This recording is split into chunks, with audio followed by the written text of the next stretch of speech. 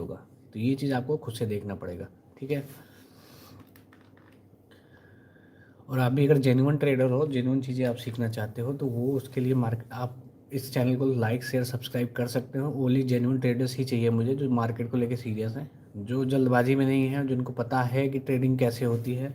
और जो लोग नहीं है अभी समझ रहे हैं, वो बाद में समझ जाएंगे, क्योंकि जितना ज़्यादा शांत हो जाओगे उतना ज़्यादा मार्केट आपको रिवॉर्ड देगी। जितना काम रहोगे, जितना ज़्यादा आप, सिर्फ आपकी मेहनत काफ़ी नहीं है यहाँ पे, मेहनत के साथ साथ दिमाग का भी आपका शांत रहना ज़रूरी है, ठीक है। ना तो प्रॉफिट से आपको ज़्यादा खुश होना चाहिए, ना ही लॉस से आपको बहुत ज़्यादा दुखी होने की ज़रूरत है, क्योंकि ये मार्केट है। आपको कल, आज नहीं, आज लॉस हुआ कल प्रॉफिट होगा, लेकिन आज प्रॉफिट होगा तो आपको चिल्लाना भी नहीं है, शोर नहीं मचाना है। चाहे लाखों रुपए कमा रहे हो डेली के, उसके लिए भी आपको शांत हो जाओगे, क्योंकि लाखों रुपए तभी कमा सकते हो जब आपके अंदर कामनेस आ जाएगी।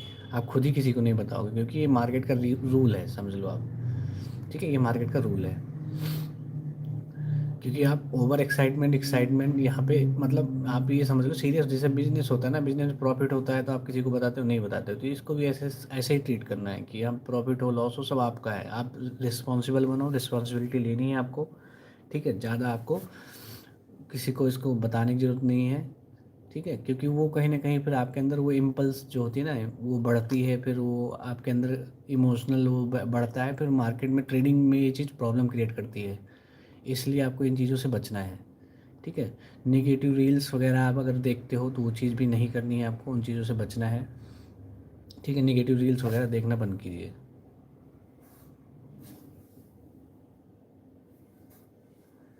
क्योंकि नेगेटिव चीज़ें मार्केट के बारे में जितना लेके आओगे आप, ऐसा नहीं है प्रॉफिट नहीं करते, लोग करने वाले प्रॉफिट कर रहे हैं, उनके पास कैपिटल भी अच्छी है, बहुत लोग इसमें अच्छा कमा रहे हैं और आपको बताने नहीं आएंगे, ठीक है।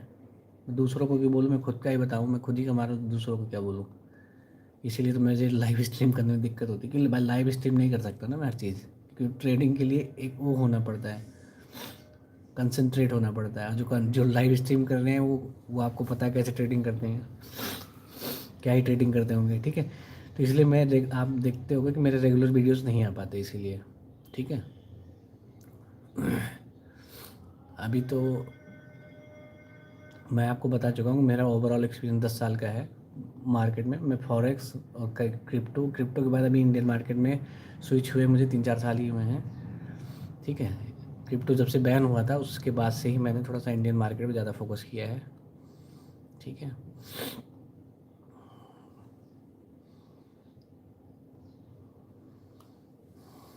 और 30% वाला वो सीन हुआ था, उसके बाद से मैं इस मार्केट में स्विच हुआ हूँ, ठीक है।